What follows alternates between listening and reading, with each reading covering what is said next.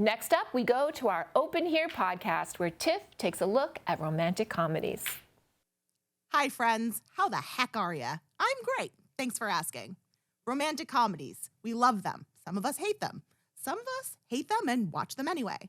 I mean, what are you supposed to do after a bad breakup? You watch a romantic comedy, experience that beautiful happy ending where the lovers kiss in the rain and you feel better-ish. But whether or not you love romantic comedies, you have to admit they tend to follow a formula. So today, we're going to talk about the tropes that make this formula work or not work, because sometimes the happy ending doesn't exist for everyone. So without further ado, let's chat about rom-coms, shall we? Trope number 1, woman who's afraid of love. Once upon a time in a faraway land called New York City, or San Francisco, or some other famous city that is really big but everyone seems to know each other anyway, there lived an independent businesswoman with no time for love, or is afraid of love, because her parents were divorced, or because Jacob Pinsky pulled her pigtails in the 3rd grade, or because her boyfriend ran away with a Swedish supermodel named Olga. Sophie, or Darla, or Laura, or some other 2-syllable named female then meets a dreamboat who makes her think, maybe I could love, but I can't because I'm broken. But maybe, just maybe, this stud is the one who can glue me back together, because behind every woman is a man who can make her a whole human, apparently. But I think more important than that, it seems like this trope proves that boundaries aren't important.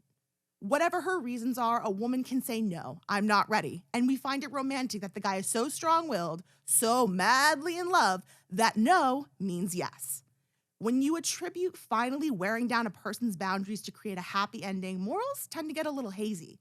This also means you, Ryan Gosling in The Notebook. I know we love that movie, but legit, that guy threatened to jump off a Ferris wheel if she didn't go on a date with him. No means nobody.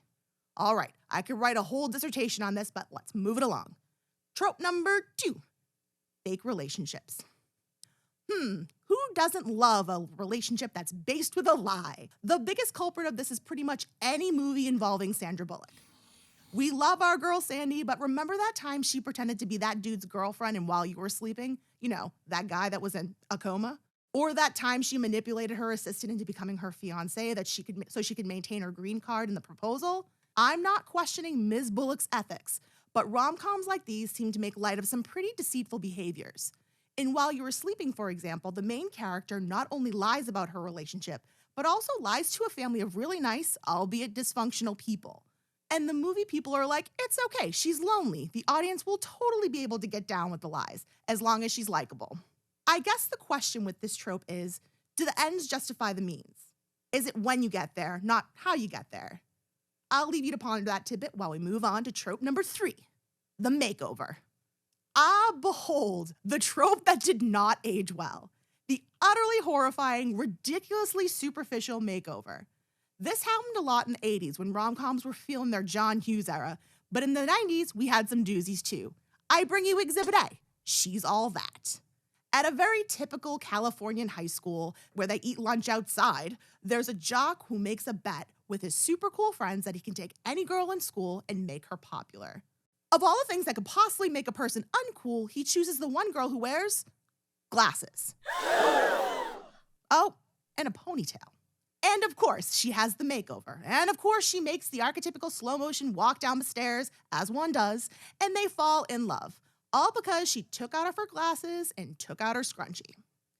It's bad enough that you're going to attribute someone's appearance to whether or not they're worthy of your attention, but he also considers all women to be interchangeable, treats a girl like a commodity. Then the girl thinks, well, I can forgive him because deep down, beneath that chauvinism, he's a really good guy and kind of hot. And you know, maybe I can fix him. What girl doesn't like to flip a man like a house on HGTV?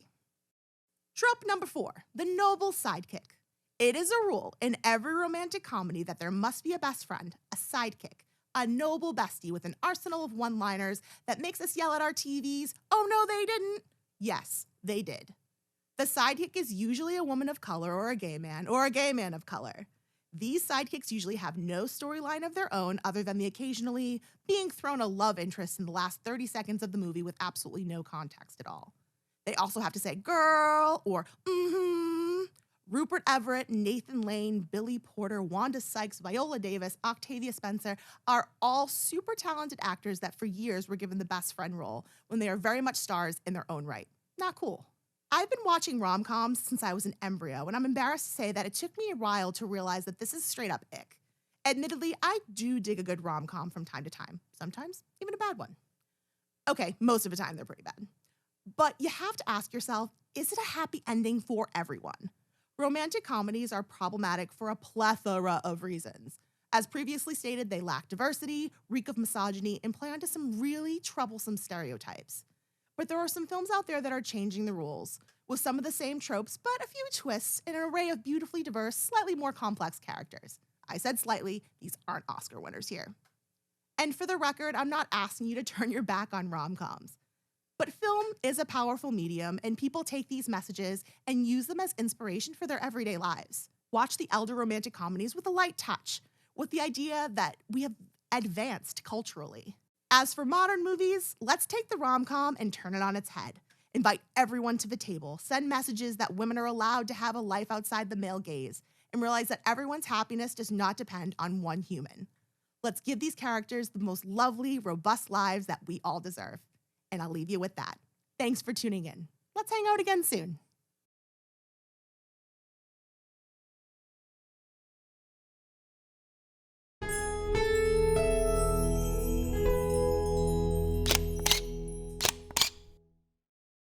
Hey friend, thanks for stopping by. If you like this video by the local scene, share the love and give it a thumbs up. And don't forget to subscribe.